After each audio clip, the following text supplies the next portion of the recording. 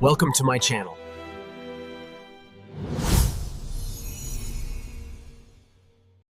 The wind howled off the Atlantic, a relentless, freezing force that seemed intent on scouring the very village of Lochdubh from the face of the Sutherland coast. It was the tail end of December, a time when the Highlands were held in a grip of iron frost and bruised purple skies. Inside the police station, PC Hamish Macbeth was engaged in his most demanding duty, maintaining his own comfort. He sat slumped in a sagging armchair by the peat stove, his long, lanky legs stretched out toward the glowing embers.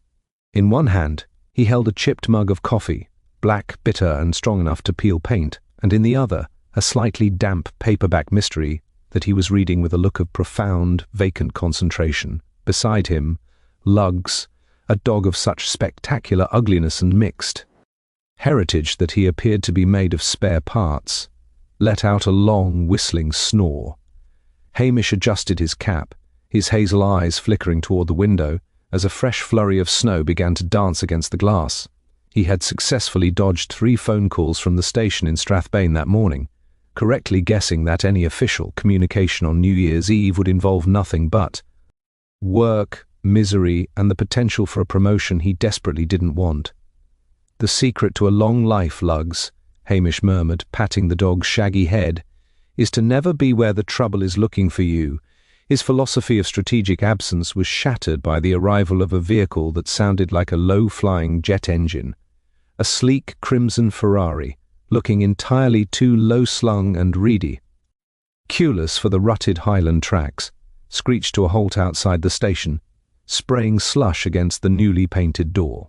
Out stepped a man who looked as though he had been manufactured in a London boutique, specifically to aggravate the locals.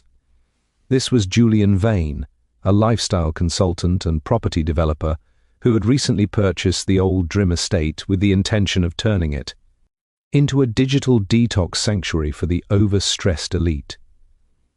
Vane burst into the station without knocking, bringing with him a gust of Arctic air and an aroma of expensive citrusy cologne that clashed violently with the scent of Hamish's wood smoke and wet dog. "Macbeth, are you hibernating, or is this the standard level of alertness for the local constabulary?"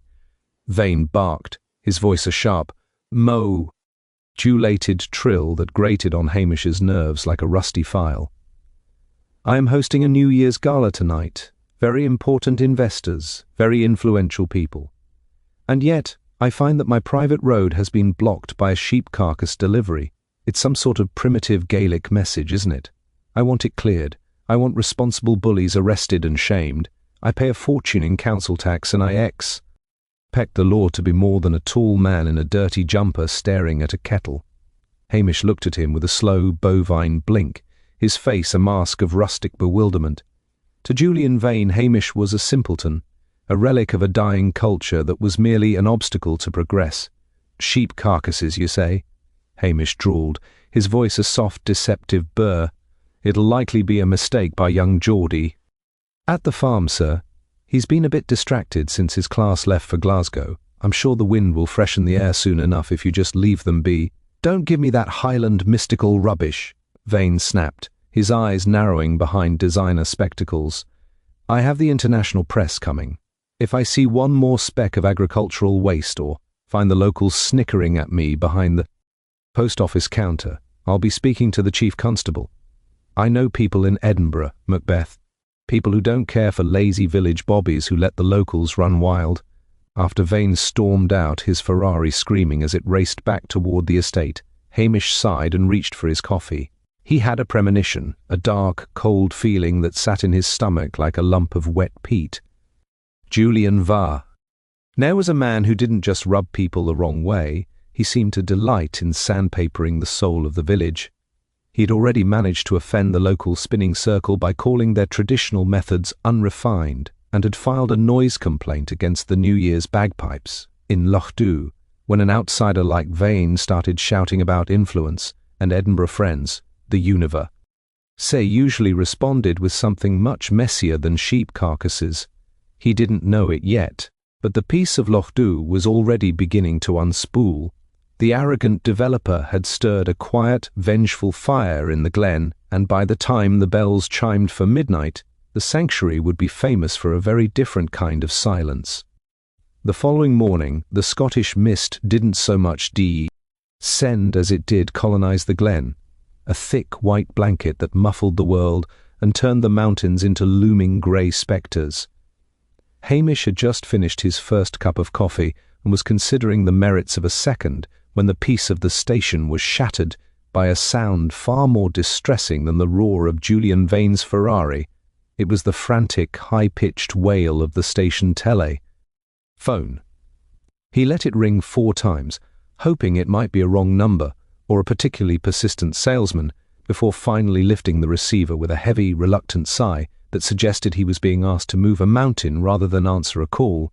He adjusted his lanky frame in the creaking chair, his hazel eyes fixed on a cobweb in the corner of the ceiling. "Lochdubh police," he murmured. "Hi."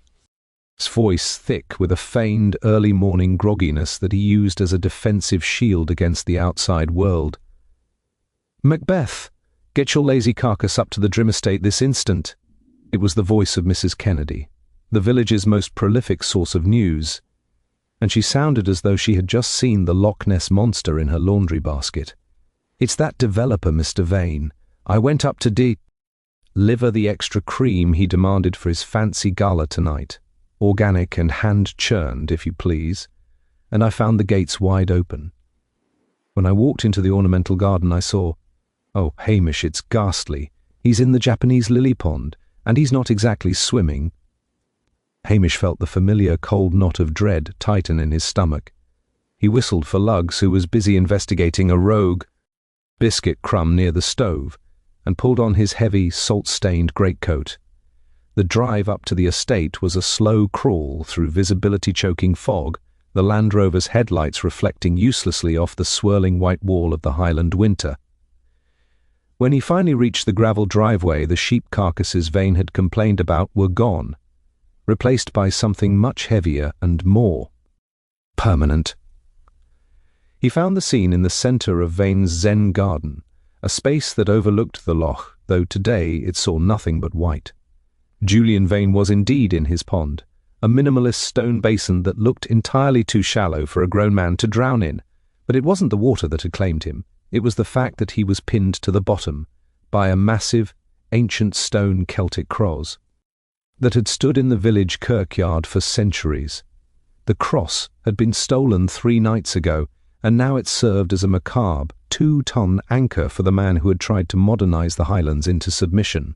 Vane's designer spectacles were still perched precariously on his nose, staring up through the icy water with a look of eternal surprise, a bit of a heavy message from the ancestors.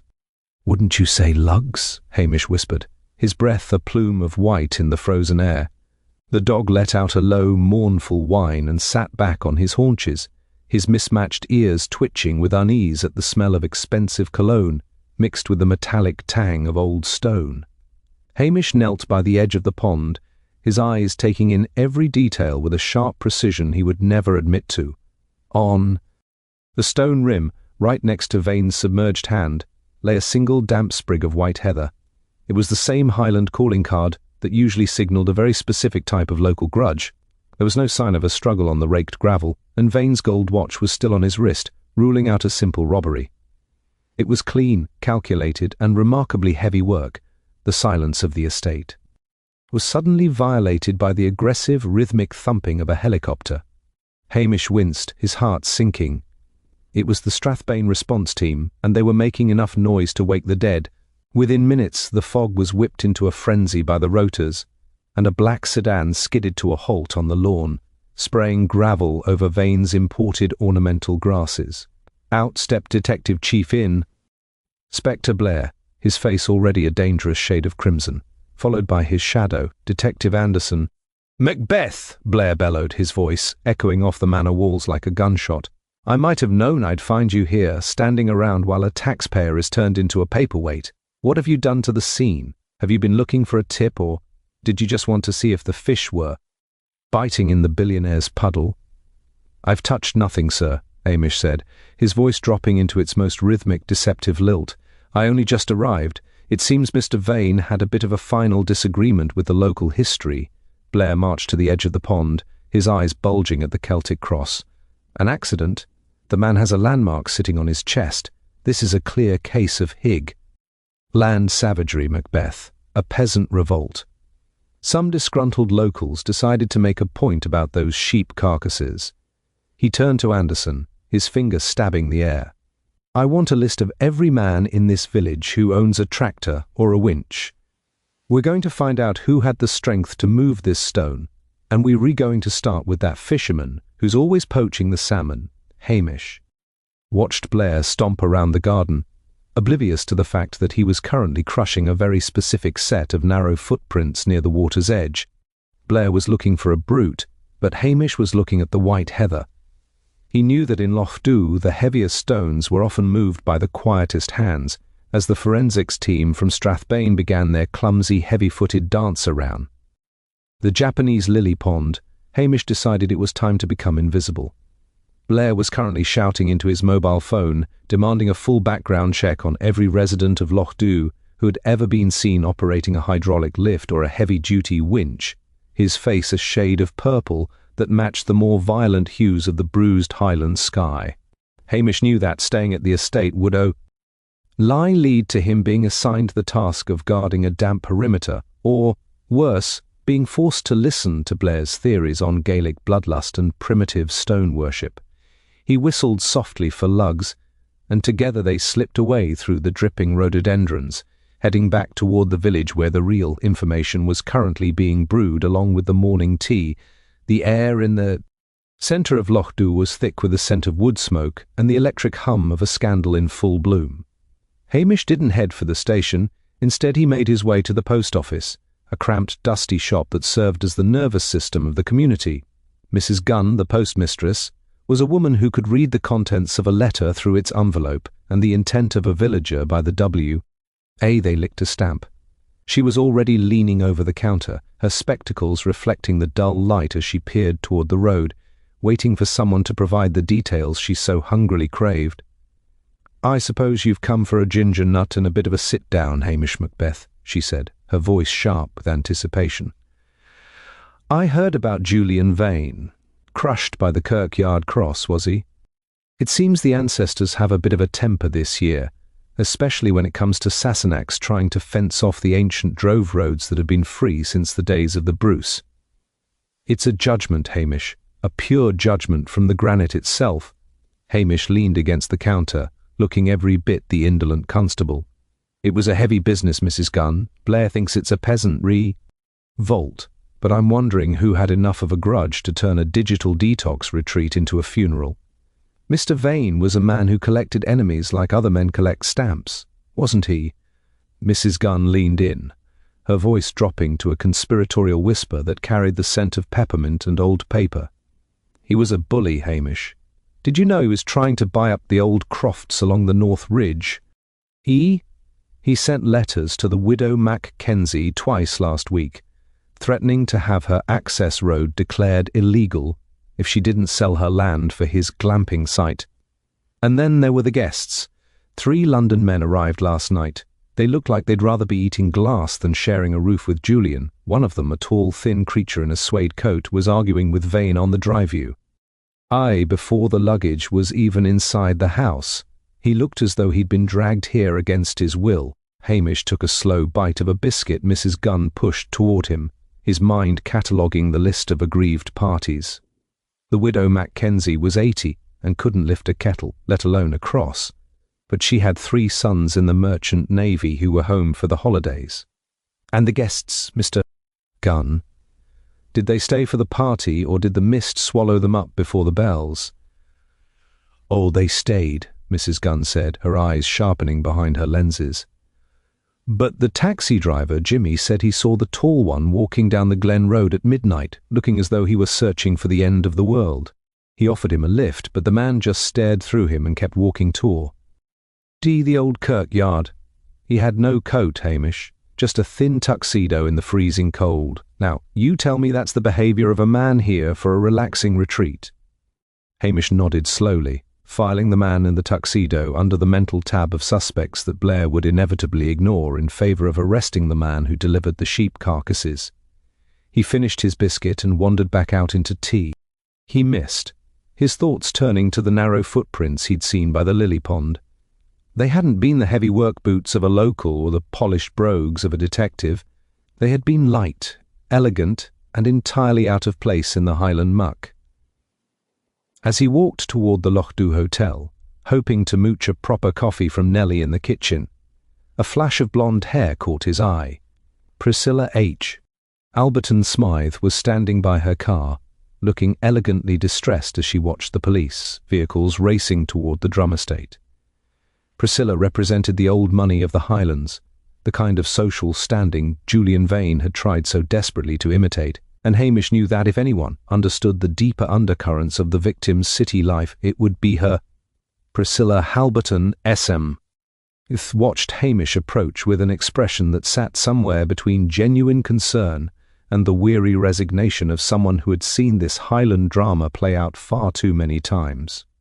She was dressed in an impeccably tailored wool coat that managed to look stylish despite the cloying mist that was currently making Hamish's red hair look like a soaked bird's nest. Lugs, sensing a friendly sense, gave a half-hearted wag of his shaggy tail and sat down on his haunches, his mismatched ears twitching as another distant police siren wailed through the glen, echoing off the damped mountainsides. The village felt claustrophobic, the air thick with the sort of tension that usually preceded a massive storm or a local scandal that would last for generations. "I assume the rumours are true, Hammy," Priscilla said, her voice a calm, melodic contrast to the chaotic energy currently emanating from the Drim estate. "Mrs. Kennedy has already informed the entire village that Julian Vane has met a rather colourful end. Is that true of the Celtic cross? It sounds like a particularly vindictive piece of performance art, even for Lochdubh." "It is indeed, Priscilla," Hamish replied, leaning against the cold stone wall of the hotel. He looked every bit the indolent constable, his hazel eyes half-lidded, though they were currently scanning the street for any sign of the tall, thin creature Mrs. Gunn had mentioned. A 2-ton message from the past. "Blair is currently up there trying to find a way to arrest every man who owns a tractor or a winch. But I have a feeling the truth is a bit more sophisticated than a simple peasant revolt." Priscilla sighed, her gaze drifting toward the mountains that loomed over the village. Julian Vane was not a man who understood the concept of enough. He spent his life acquiring things, styles, traditions, and people, without any regard for the cost or the history he was trampling. My London cousin knew him well. Julian didn't just develop proper. Why, he owned a venture capital firm that specialized in rebranding struggling family businesses. Usually by stripping their assets and selling the names to the highest bidder. Why would a man like that be in such a hurry to bury himself in the Highlands?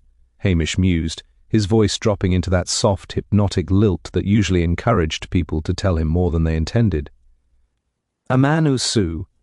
Ali moves to Lochdubh to slow down, not to run a digital detox sanctuary for billionaires, because he was running from a scandal, Hamish, Priscilla said, lowering her voice as the hotel door creaked open behind them. A massive embezzlement scheme involving a pension fund he managed. He was trying to buy respectability here because he had lost it everywhere else. But respectability in Lochdubh isn't something you can buy with a crimson Ferrari and a Japanese lily pond. As for his guests, they were not here for detox, they were his former business partners. All of them have lost their fortunes because of Julian's creative accounting. Hamish nodded slowly. The digital detox label began to take on a darker, more desperate hue. If Julian was a thief on the run, his arrogance wasn't Jews. A personality trait, it was a desperate shield. And the tuxedo man, Priscilla? The one Mrs. Gunn says was wandering the Glen Road at midnight in his indoor clothes? Priscilla's expression sharpened, her blue eyes narrowing. That sounds like Arthur Vane, his younger brother. They've been at each other's throats for years over the family trust. Arthur's a weak man, Hamish, but he's been living. in Julian's shadow for decades. If Julian died before the new year, Arthur stands to inherit the entirety of the Drim estate through a loophole in their father's will. He was the tall one arguing on the driveway yesterday. Inheritance, Hamish muttered, looking down at Lugs. A motive as old as the hills, but it still doesn't explain the white heather. Arthur Vane doesn't strike me as the type T. Leave Highland tokens in the dead of night, no matter how much he wanted the insurance money. No, Priscilla agreed. But he is exactly the type to use the village's own grievances as a smokescreen. You should talk to Archie MacIver, Hamish. Julian fired him from the estate yesterday morning, after Archie refused to tear down the old dry stone wall on the North Ridge. Archie's a strong man, and he's been very vocal about what he'd like to do to Julian's minimalist improvements. Hamish felt the familiar, uncomfortable weight of the investigation shifting. Blair would love Archie as a suspect, a local, a labourer, and a man with a documented temper. But the white heather and narrow tracks still haunted Hamish's thoughts. He thanked Priscilla and began the walk toward the harbour, his stoma, trumbling for the coffee he still hadn't managed to find. He needed to find Archie before Blair did, because once the chief inspector got his teeth into a local suspect, the truth usually ended up as collateral damage. The harbour at Lochdubh was a study in desolate grey, with the salt spray hanging in the air like a cold, wet shroud that threatened to turn into ice by nightfall. Hamish walked Al. On the pier, the rhythmic slap of the water against the hull of the Heather Bell, sounding like a ticking clock in the unnatural stillness of the morning. He found Archie MacIver exactly where he expected, hunched over a pile of tangled, salt-crusted nets, his massive, calloused hands moving with a frantic energy that belied his usual steady, rhythmic pace. Archie was a man built like a Highland bee, all broad shoulders and weathered skin. But today he looked as though the weight of the mountains was resting squarely on his neck, his eyes darting toward the road every time a car engine sounded in the distance. The mist clung to the rigging of the fishing boats, and the smell of diesel and rotting kelp was particularly pungent in the frozen air. "It's a grand day for mending, Archie, Hummy," said, leaning against a rusted iron bollard and pulling his cap lower against the biting wind. He reached into his pocket and produced a crumpled pack of cigarettes, offering one with a silent gesture that spoke more of camaraderie than interrogation. Archie didn't look up immediately, but the tension in his forearms was visible as he pulled a knot tight with a violence that made the nylon cord snap like a pistol shot. "I heard that red-faced devil Blair is up at the manse, Hamish," Archie muttered, his voice gravelly and thick with resentment. "I suppose you've come to tell me I'm next on his list. The whole village knows I told Julian Vane I'd see him in the ground before I saw that Northridge wall come down. It's been there for 200 years, and Sassenach wanted it gone for a better view of his plastic garden. He had no respect for the stones, Hamish. None at all. He thought everything could be bought, even the history of the glen." "Blair's certainly looking for a man with a strong back and a grudge," Hamish replied, his voice a soft, deceptive burr that seemed to blend with the wind. "And moving a Celtic cross takes a man who knows his way around a winch. But I'm more interested in what you saw yesterday morning when you left the estate. Priscilla tells me you and Julian had a bit of a final disagreement before he sent you packing." Archie finally looked up, his eyes bloodshot and weary. "He's a parasite, Hamish. He told me the wall was an eyesore, a wall my own grandfather built with his bare hands, when I told him where he could shove his minimalist impro. Vehemence. He told me I was finished, and that I'd never work in this county again. But I didn't kill him. I went to the pub, got drunk enough to forget his name, and stumbled home at midnight. I've got 6 witnesses who saw me weaving my way past the post office, singing songs that would make the minister blush. I was too drunk to find my own door, let alone carry a 2-ton cross into a gar." "Den." Hamish nodded, but his gaze was fixed on Archie's boots, heavy rubber-soled sea boots that were caked in the dark, oily mud of the harbour. They were a far cry from the narrow, elegant prints he had seen by the lily pond. "Did you see anyone else while you were weaving your way home, Archie? Perhaps a man in a tuxedo or a car that didn't belong to the glen?" Archie paused, his brow furrowing, in concentration as he spat into the water. "Aye, a fancy car passed me near Glen Road. A Mercedes, I think. It was driving like the devil was chasing it toward the Strathbane Road. And I saw someone else too, near the old kirkyard. It was that little fellow who works for the tax office, the one who's been staying at the hotel. He was standing by the gate looking as though he'd lost his fervory. "'Ter penny, and found £1. He looked terrified, Hamish, not like a man on holiday at all." Hamish filed the taxman away for later. He was about to ask another question when the roar of a police siren cut through the salt air, sharp and intrusive. Blair's black sedan screeched to a halt at the end of the pier, followed closely by a van. Blair erupted from the car, his face a triumphant shade of pea. Urple brandishing a clear plastic evidence bag as if it were a trophy. "Macbeth, get out of the way!" Blair bellowed, marching toward them with Anderson trailing behind. "We found it, Anderson, the missing piece that puts this savage behind bars." He shoved the bag toward Hamish's face. Inside was a heavy iron crowbar, stained with the same red paint that had been used on the Go Home sign, and something that looked suspiciously like a fragment of Julian's expensive silk tie. Found it in the back of MacIver's shed, tucked under a pile of damp peat. "It's got the victim's DNA and MacIver's prints all over the handle. It's open and shut, Macbeth. Even a simpleton like you should be able to see that." Chi stood up, his face turning a dangerous shade of white as he looked at the bag. The lie, I haven't used that bar in months. Someone put it there. Hamish, you know me. Save it for the station." Blair sneered, gesturing for Anderson to bring the handcuffs. A local dispute over a wall, a bit of vandalism to set the stage, and then a cold-blooded murder using the village's own history as a weapon. "It's poetic justice. I'll have a confession out of him before the sun sets." Ham. Ish watched as they led a struggling, cursing Archie toward the car. He looked at the crowbar again. The red paint was still slightly tacky in the crevices, freshly applied despite the freezing cold. Archie was many things, but he wasn't stupid enough to hide a bloody, paint-smeared weapon in his own unlocked shed. It was a red herring so obvious it practically smelled of fish. Someone was feeding Blair exactly what he wanted, and Hamish knew that if he didn't find the taxman or the man in the tuxedo soon, Archie would be spending New Year in a cell while the real killer enjoyed the quiet.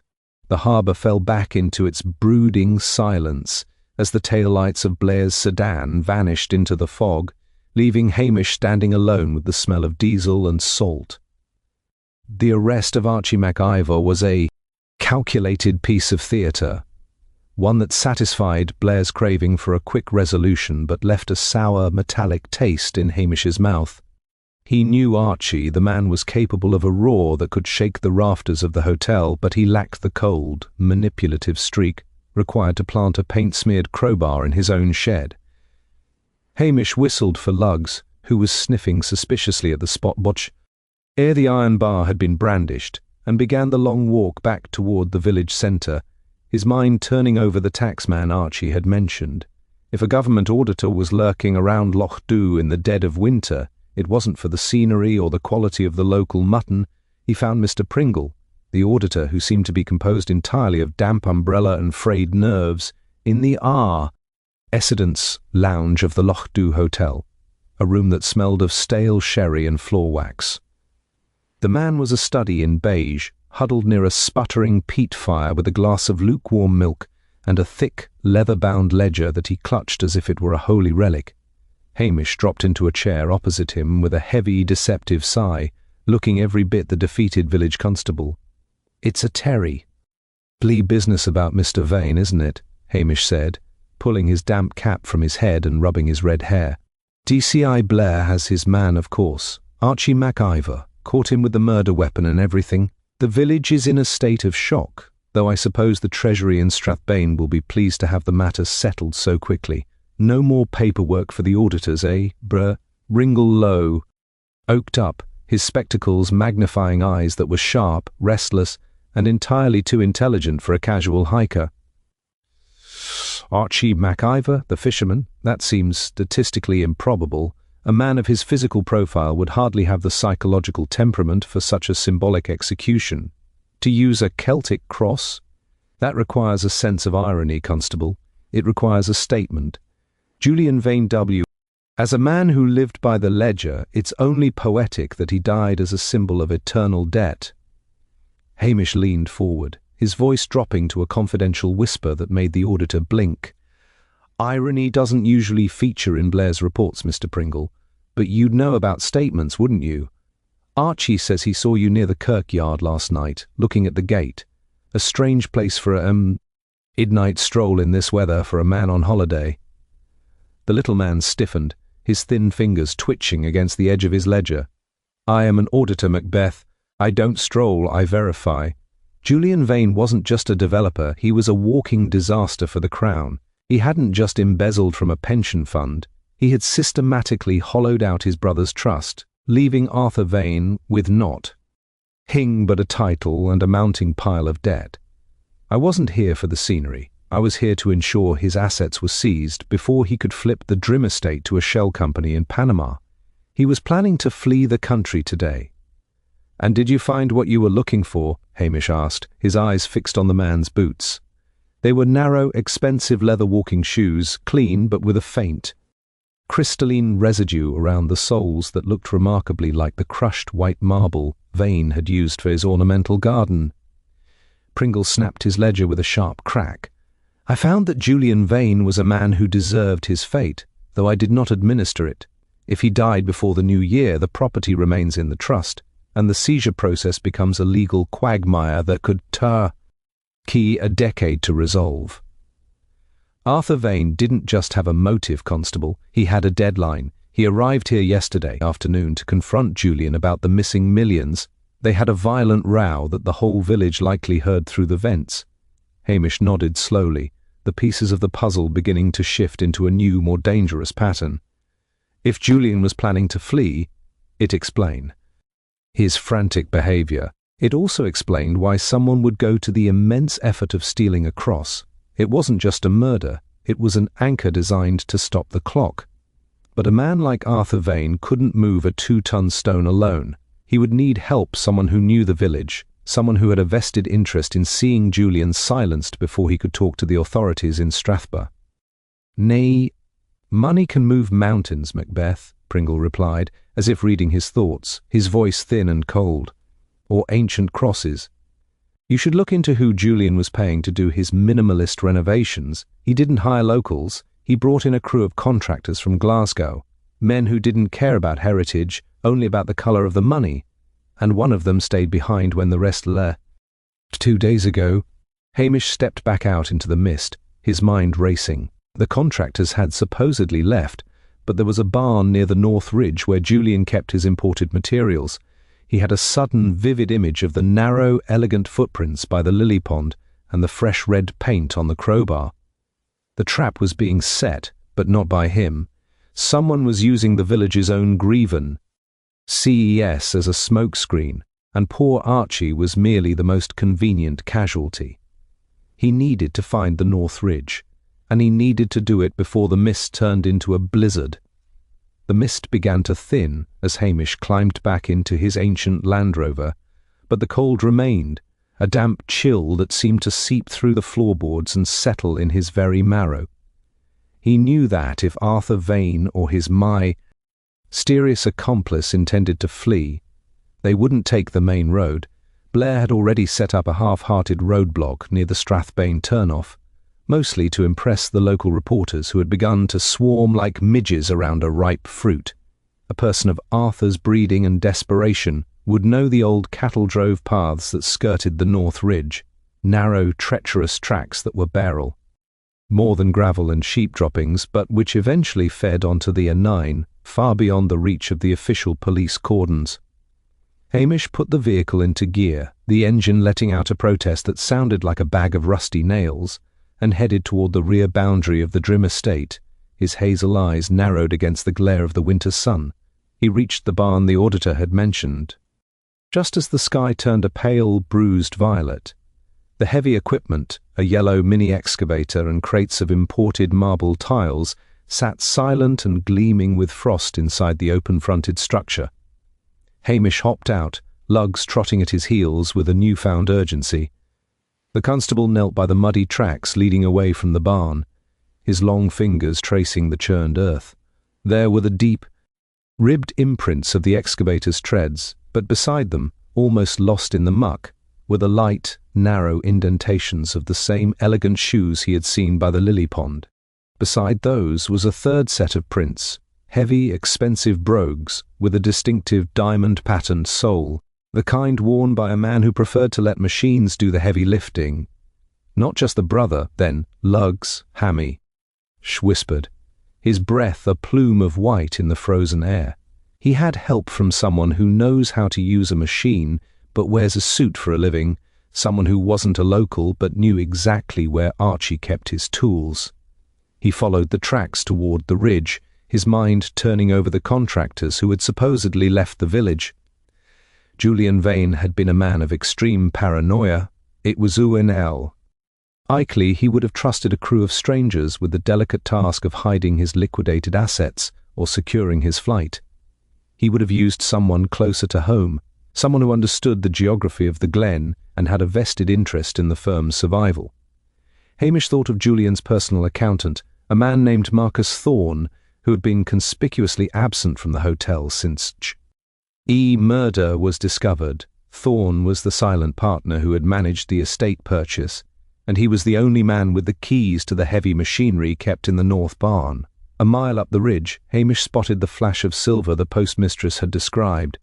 It wasn't a car, but the taillights of a Mercedes parked precariously on a grassy verge overlooking the steep drop of the glen. As he approached, he saw two figures standing near the open trunk of the car, their silhouettes sharp against the fading light. Arthur Vane was unmistakable in his tuxedo, looking absurdly out of place in the wilderness, his face a mask of urban fury. Opposite him stood a man Hamish recognized from the sanctuary brochure, Marcus Thorne, his sleek, sharp features pinched with a rat-like terror that made him look smaller than he was. They weren't embracing or planning a romantic escape. They were arguing with the frantic, jagged energy of two thieves who had realized the loot was missing. Arthur was brandishing a heavy, leather-bound briefcase, his voice carrying on the wind with a shrill, desperate edge. "You told me it was in the safe, Marcus. You said if we stopped him from leaving, the liquid assets would be ours to manage until the trust was settled. Where is the rest of it?"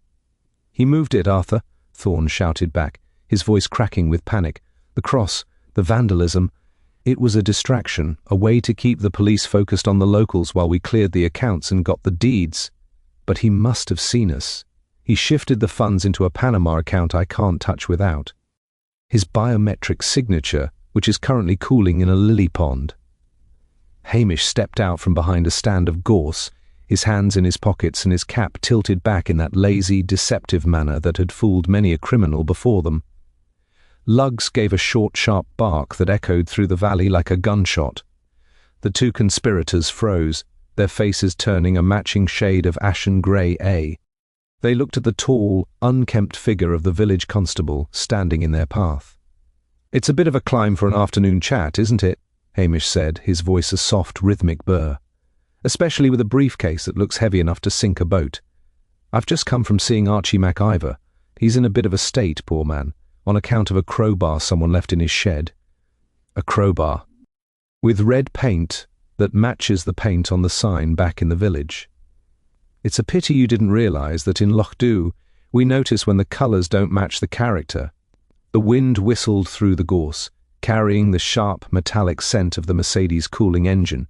Marcus Thorne did not remove his hand from his coat pocket, and Arthur Vane remained frozen, his knuckles white as he ped the leather handle of the briefcase. Hamish stood his ground, appearing for all the world like a man who had merely stopped to discuss the weather, though. His hazel eyes were cataloguing every twitch of Thorne's jaw.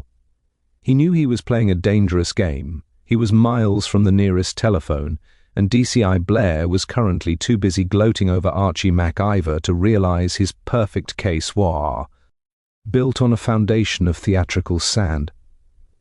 "You've got a very vivid imagination, Constable," Thorne said, his voice regaining some of its oily composure despite the dirt smudged across his cheek. "Marble dust? Red paint? These are the delusions of a man who has spent too much time breathing peat smoke. We are simply settling Julian's affairs. my client, Mr. Vane, is the rightful heir to this Esther. T.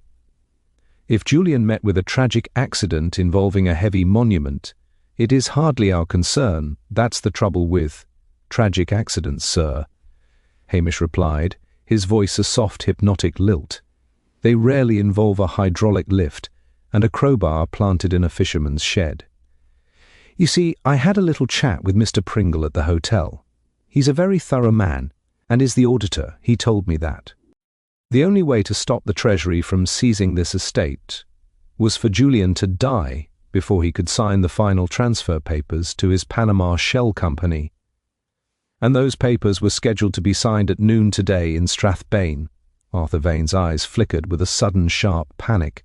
He looked at Thorne, his composure finally beginning to crack. You said the police were too stupid to look past. T. the fisherman, Marcus. You said Macbeth was a non-entity who only cared about his stomach. He is a non-entity, Thorne hissed, though his eyes remained fixed on Hamish. Oh, I am that, Hamish agreed, taking a slow step forward. Luggs let out a low, vibrating growl, his hackles rising. But even a non-entity can read a ledger. Pringle told me there was a second set of keys to the estate's equip. Meant in the partner's office. Your office, Mr. Thorne. It's a pity you didn't realize that red paint stays tacky in the cold. When you used that excavator to move the cross, you must have brushed against the newly painted gate, and then you were kind enough to leave a trail of that same paint right to Archie's woodshed. Thorne's face contorted into a mask of cold fury.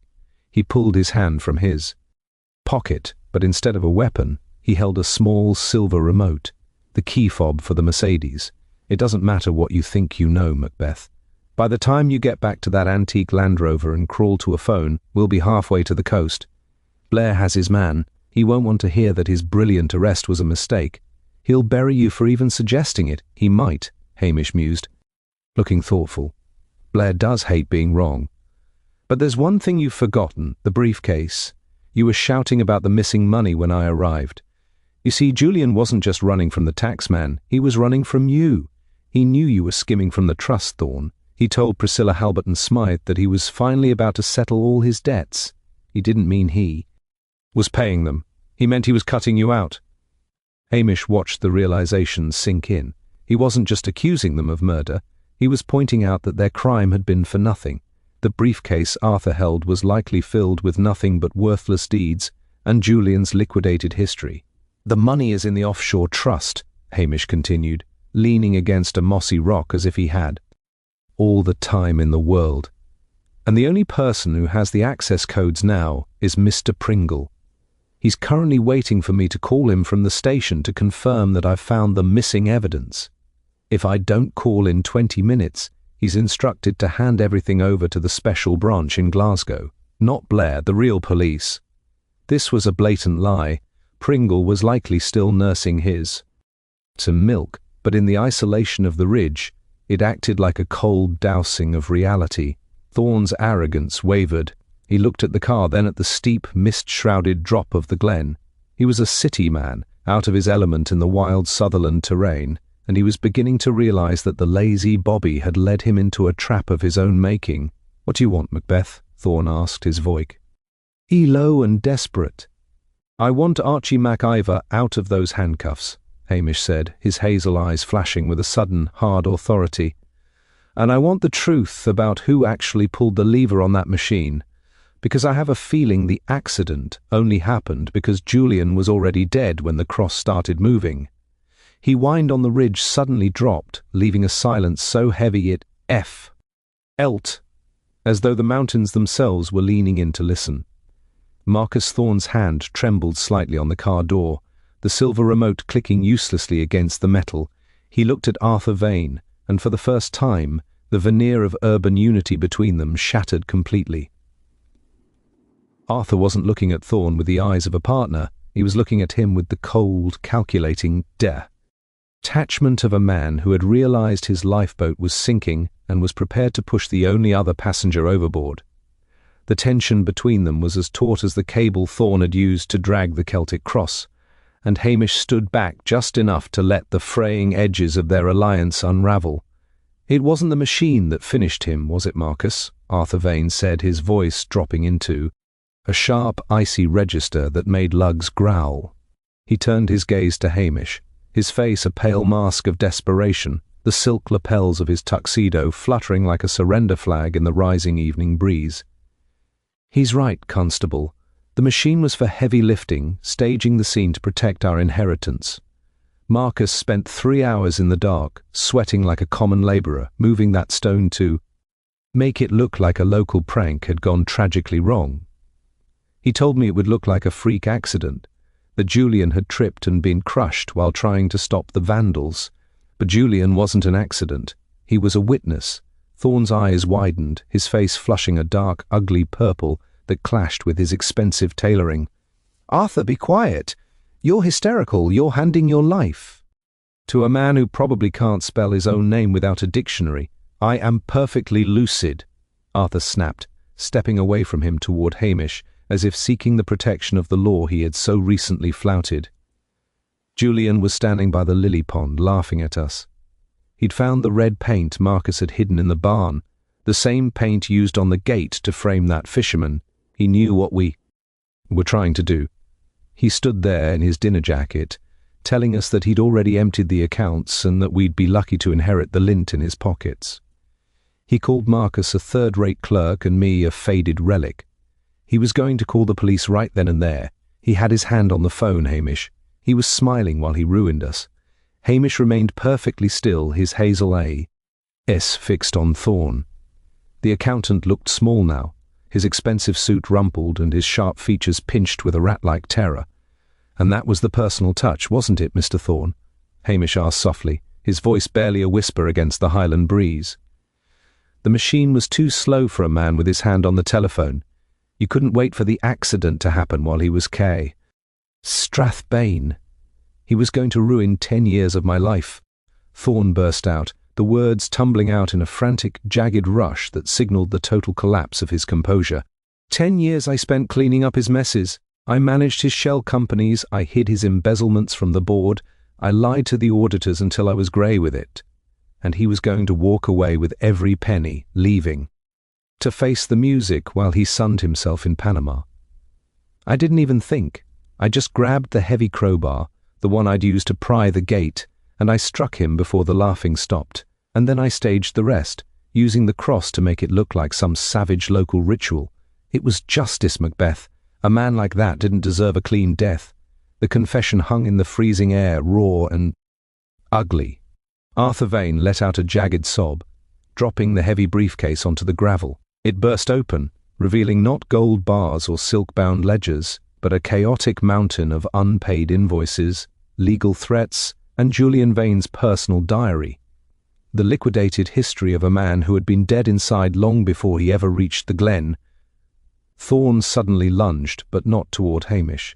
He made a desperate scrambling dash for the Mercedes, his fingers clawing at the door handle. But he had forgotten the Highland terrain and the deceptive slickness of the frost-covered heather. His diamond-patterned brogues, so stylish in a London office, found no purchase on the steep, muddy verge.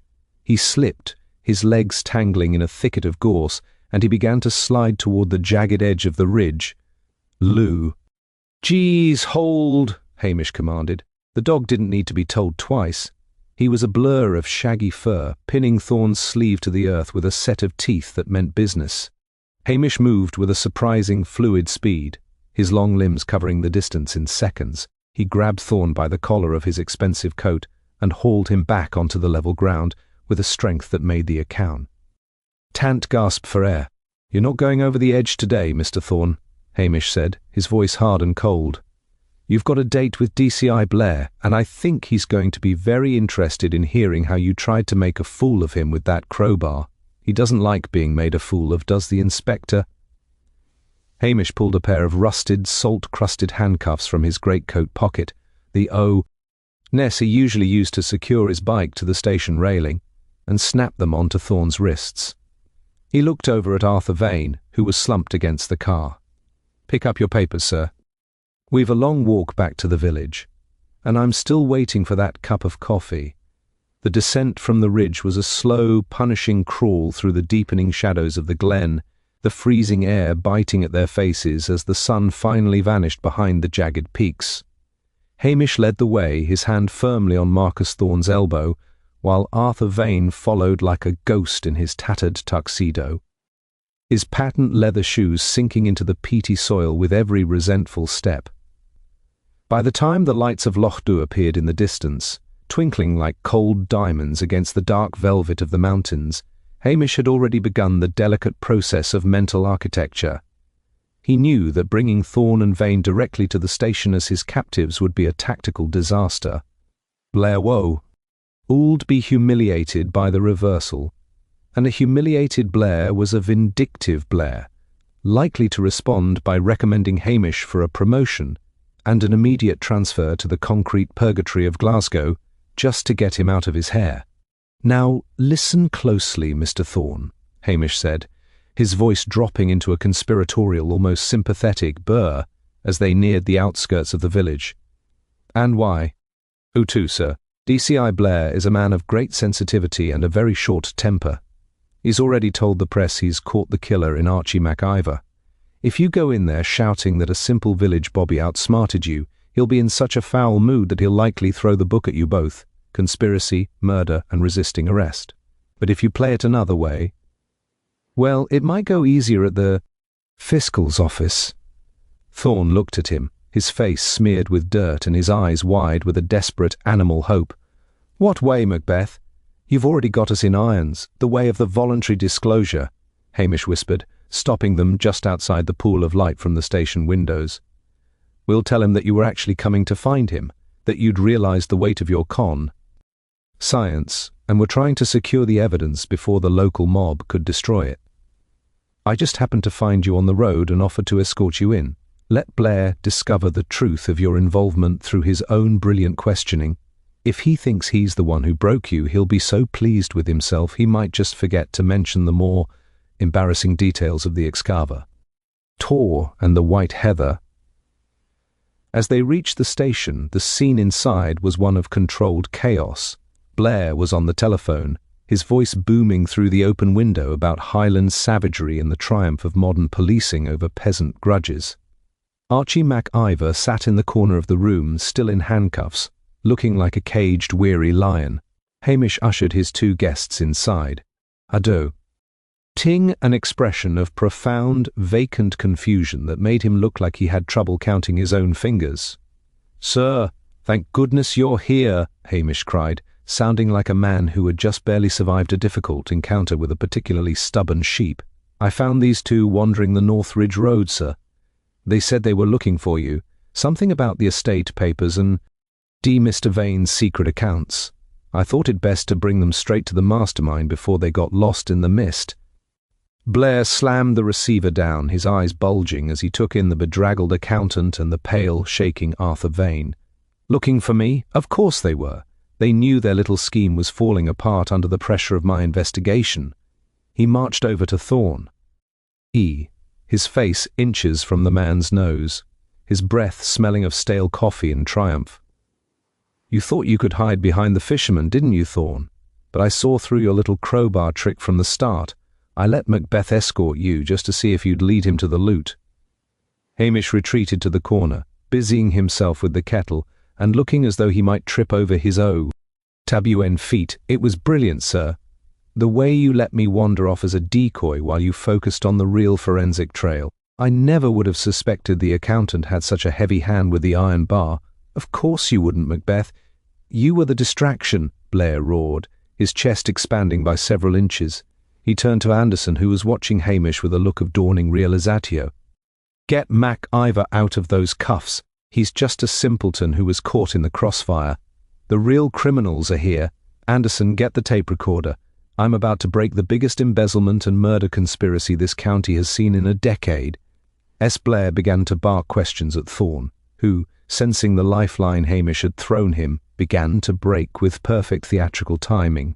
Hamish slipped a cup of tea to a bewildered Archie MacIver. "Go home, Archie," Hamish whispered, unlocking the man's final constraint, "and tell your sister to put the kettle on. The revolution is over, and Blair has his trophy."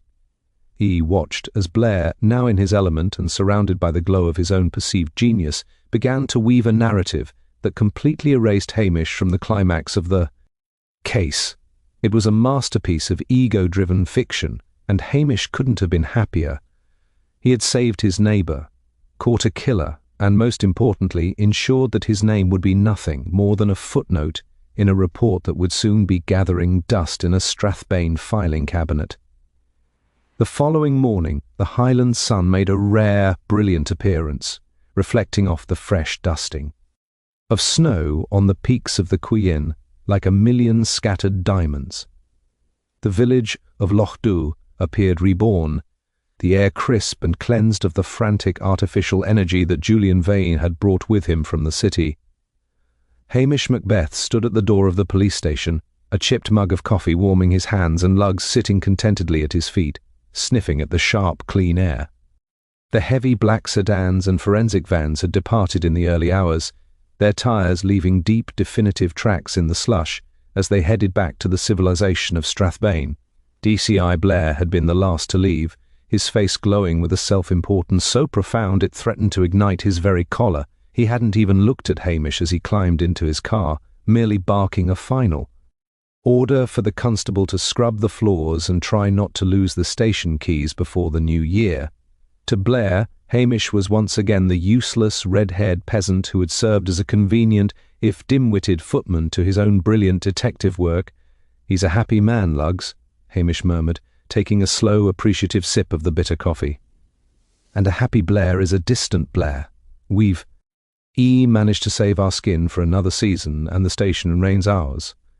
He watched as the village began to return to its natural, unhurried pace. Mrs. Gunn was already out on the pavement, vigorously sweeping the front of the post office, and pausing only to exchange a knowing nod with the locals who passed by. The go-home paint on the gates of the Drim estate was already being scrubbed awa by a team of workers who looked far more relaxed now that their employer was no longer shouting about digital efficiency and brand standards. The ancient Celtic cross, which had briefly become the most famous murder weapon in Sutherland, had been hauled away by a specialist crane team destined to be returned to the Kirk Yard once the forensics team was finished with their scientific dusting, for prints that Hamish already knew were there. Hamish set his mug down on the windowsill and began the short, rhythmic walk toward the harbour, his long legs moving with an easy stride that suggested he hadn't a care in the world. He found Archie Mac Ivor at the pier, looking more like his old self, though there was a lingering shadow in his eyes that only time and the salt air would truly wash away. Archie was hauling a crate of fresh langoustines onto the dock, his massive shoulders moving with the steady, unburdened pace of a man who knew. He was home to stay. He stopped when he saw Hamish, his weathered face softening into an expression of gruff, unspoken gratitude that was worth more to the constable than any official commendation from headquarters. "I hear the accountant is singing like a canary in the Strathbane holding cells," Archie said, pausing to wipe his brow with a salt-stained sleeve. "And the brother is currently explaining to the fiscal why he was helping him load a car with stolen deeds in the middle of the night. The village is saying Blair is a genius for catching them before they reach the coast road. They're calling it the Cross-Road Conspiracy in the morning papers." "Blair is exactly what he wants to be, Archie," Hamish replied, leaning against a rusted iron bollard and looking out over the calm, dark waters of the loch. "And the best part is that he won't be back in Lochdubh for long. He's too busy being a hero in the city news and taking the credit for profiling the accountant's psychological breakdown. He's even convinced himself that he was the one who spotted the marble dust on Thorne's shoes during his first walk-through of the estate." Archie looked at Hamish, a small, rare smile touching the corners of his mouth. "You're deep, Macbeth. Most men would want the medal for clearing a neighbour's name and catching a murderer on a frozen ridge. Most men would want the world to know they weren't. The fool the inspector says they are. Medals are heavy things, Archie. They pin you down to a desk and a title, and they invite people from Edinburgh to come and ask you questions about your paperwork," Hamish said, his voice a soft, contented burr. "Recognition is just another word for more work and less coffee, and I've had quite enough of both this week. he left the harbour and made his way back toward the hotel, his mind already turning toward the small, domestic details of his life. He needed to check his lobster pots, and there was a certain salmon in the andeur that had been mocking him for a fortnight.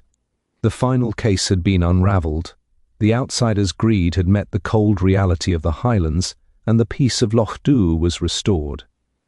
As Hamish stepped into the hotel kitchen, and to see if Nellie had any scones, he felt the satisfying weight of his own invisibility. He was still the lazy, red-haired constable of a forgotten bog, and in the grand, complicated world of the Highlands, there was no place he would rather be.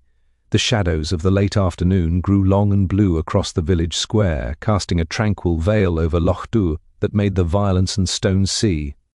Old chaos of the previous days feel like a half-remembered bad dream. Inside the police station, the peat stove was humming with a steady, rhythmic warmth, and the air was thick with the comforting, slightly burnt aroma of Hamish's latest pot of coffee. He sat in his battered armchair, his boots off and his feet stretched toward the heat, while lugs lay across the hearthrug, twitching his ears in. A dream of chasing mountain hares through the frozen heather. The official report was finished, a masterpiece of strategic omission that credited DCI Blair's unrivaled instinct for every major breakthrough in the case. Hamish knew that somewhere in Strathbane, Blair was likely holding court in a pub, regaling his subordinates with the tale of how he had seen through the accountant's ruse within. Seconds of arriving at the scene. To Blair, the ancient Celtic cross was a trophy of his own genius. To Hamish, it was a reminder that the most tangled webs were usually spun by those who thought they were too clever for the Highlands. The door creaked open, and Priscilla Halberton-Smythe stepped in, looking as cool and elegant as a winter morning in a charcoal-grey cashmere coat. She didn't wait for an invitation, moving toward the stove with the easy familiarity of a woman who knew exactly how much space she occupied in Hamish's complicated life. "I see the hero of the hour is back to his usual state of professional collapse," she said, her voice carrying that melodic, teasing edge that always made Hamish sit up a little straighter. "I just saw the afternoon edition of the Gazette. Bly cracks the Crossroad conspiracy. It's quite a read, Hamish. It mentions you only once, as the officer responsible for securing the perimeter while the masterminds were apprehended. It's a fine role, Priscilla," Hamish replied, a slow, lazy grin spreading across his face as he reached for a chipped mug. "Securing perimeters doesn't require me to fill out any commendation forms, and it doesn't. Invite the superintendent to come sniffing around for a promotion. If Blair wants to be the sun, I'm perfectly happy to be the shadow." Priscilla sat on the edge of the desk, her blue eyes fixed on him with a sharp, knowing intensity. "You played him perfectly, as usual. But tell me one thing, Hamish, the white heather by the body. Marcus Thorne said he moved the stone and used the crowbar to fra. Me Archie, but he seemed genuinely confused when Blair shouted at him about the heather. He swore that in his life he would never touch it." Hamish took a slow sip of his coffee, the steam fogging his hazel eyes for a moment. "Aye, he was confused. Because he didn't put it there, Priscilla. Neither did Arthur Vane. They were too busy thinking about offshore accounts and Panama trusts to think of boo. Highland luck." "Then who did?" "I suspect it was young Geordie from the farm," Hamish said softly, his voice a gentle burr. "The lad who delivered the sheep carcasses." He felt bad about the mess, even if Julian Vane deserved a bit of a dampening. He went back to the estate later that night to clear a bit of the road, trying to make amends before the guests arrived. He saw the body through the W.A.T.A. long before Mrs. Kennedy did. He was terrified the village would be blamed, so he left the heather as a bit of a prayer for the man's soul and a bit of luck for the rest of us. He didn't tell a soul, but I saw a fresh sprig of it tucked into his cap when I saw him at the pub this evening." Priscilla shook her head, a soft smile playing on her lips. "So the one piece of evidence that made Bly think it was a savage local ritual was actually a gesture of kindness from the very boy he wanted to arrest. There's a certain justice in that, isn't there? The Highlands are a complicated place, Priscilla. People see what they want to see." Blair saw a conspiracy. "I saw a boy who didn't want the Glen to have a bad name." As Priscilla rose to leave, the silence of the station felt deeper, more permanent. The Sassenach influence had been purged, the greedy had been gathered up by the law, and the village of Lochdubh had once again folded its secrets back into the mist. Hamish watched her go, then reached for his greatcoat. There was a cold wind rising, and the salmon in the Andoo were waiting.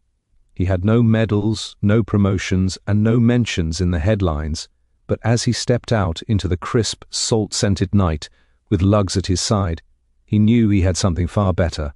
He had his home, and he had his peace.